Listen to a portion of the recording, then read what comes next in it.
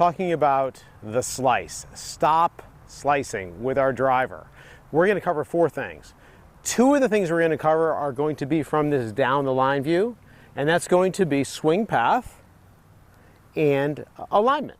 So number 1, when people come to see me because they're having trouble slicing, most of the people that come out, they're having alignment trouble. And what happens is when they play golf on the golf course, they don't know exactly where they're lined up. They think they know where they're lined up, but they're not. They tend to line up too far to the right, and then the player also tends to have a swing path where rather than swinging the club around their body, they tend to have a swing path, we call it out to in swing path, where they make a move kind of like this, known as over the top, and they end up with an out to in swing path, and they kind of pull, fade, or pull cut the ball. So alignment can sometimes cause that out to in swing or that over the top swing. Or sometimes somebody who swings out to in chooses to line up too far to the right to try to pull the ball to the target. And of course, just to make this game even harder, the more you line up to the right and swing to the left, the worse the ball goes off to the right on you. So go figure. So first thing we're going to do is every time that we hit a shot in practice, we're going to know where we're lined up. And so I've got an alignment stick on the ground right here. And what I'm going to do first, I'm going to hit 2 balls actually. And the first ball, I'm going to show you an improper swing path. And this is something that you can look for. You can go ahead and record your swing and record it right down the target line and see if your club is swinging from outside the target line or is the club coming from inside the target line. So let's see what these swings look like, okay? So I'm going to go ahead and make a swing here. I'm going to purposely slice this ball, and my club head, when you see this, it's going to be swinging from outside the target line and cutting across this ball. And in a lot of cases, my ball will start left of the target line and slice back to the right. So we're going to do this intentional slice.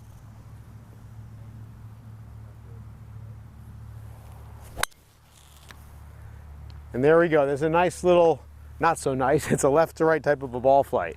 And we're going to take a look at that in slow motion. You're going to see that club coming from outside the target line.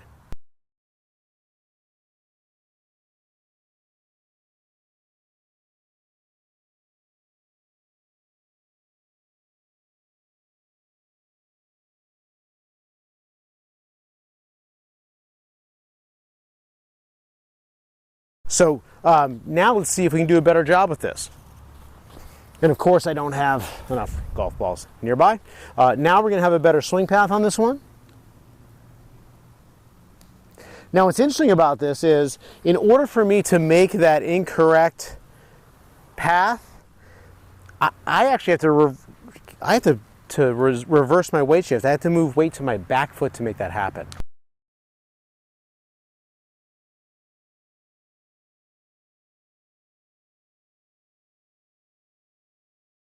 Now what I'm going to do is I'm going to make sure I move to my front side, and I'm going to turn through and let that club swing from the inside a little bit better, okay?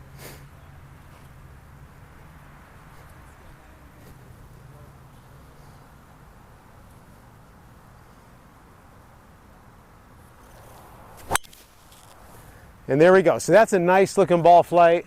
Started probably a little bit to the right of the target line and drew back to the middle.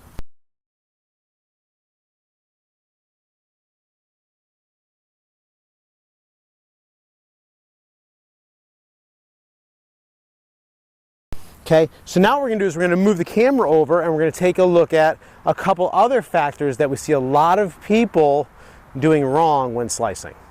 When we put our top hand on the club, or our left hand for a right-handed golfer, we want to have that hand rotated a little bit so that this V between my thumb and my hand here, that V points at my right shoulder. And what that does, that helps me get a natural rotation, help me close the club face. Okay, so, and by the way, on your right hand, we want that other V to basically point at your chin. Another way to say it would be the palm of my hand is matching up with the club face. All right, so I'm going to move back here to my ball I have set up. And so I'm going to have a good grip on this now. That's what our weak grip would look like. I look down, I see no knuckles on my left hand. This V is going straight up at my chin here. I'm going to rotate that left hand so that V goes at my back shoulder. Okay, Then my right hand, I have my palm matching up with the club face. Next thing is ball position. When we have people who slice, oftentimes their ball position is too far forward in their stance, and if they make a good swing, they catch the ball as the club is traveling to the left. Okay, so we don't want the ball to be so far forward that we have to have a ton of movement going towards the target.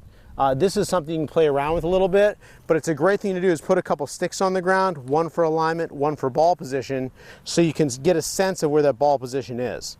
And if you've determined that you've got a pretty good path, if you can see from video that you're not coming out to in, then you can play with this ball position. You can go ahead and keep moving that ball position a little further back and see if you can start hitting a draw that way. So what I'm going to do is I'm going to play this farther forward than any other club, but it's not going to be way up off of my toe. It's still going to be off of my heel, and this is something that works for me.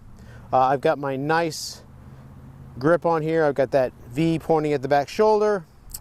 Right hand palm is matched up with the club face, and I'm going to go ahead and take one more swing. Hopefully it'll be a nice draw.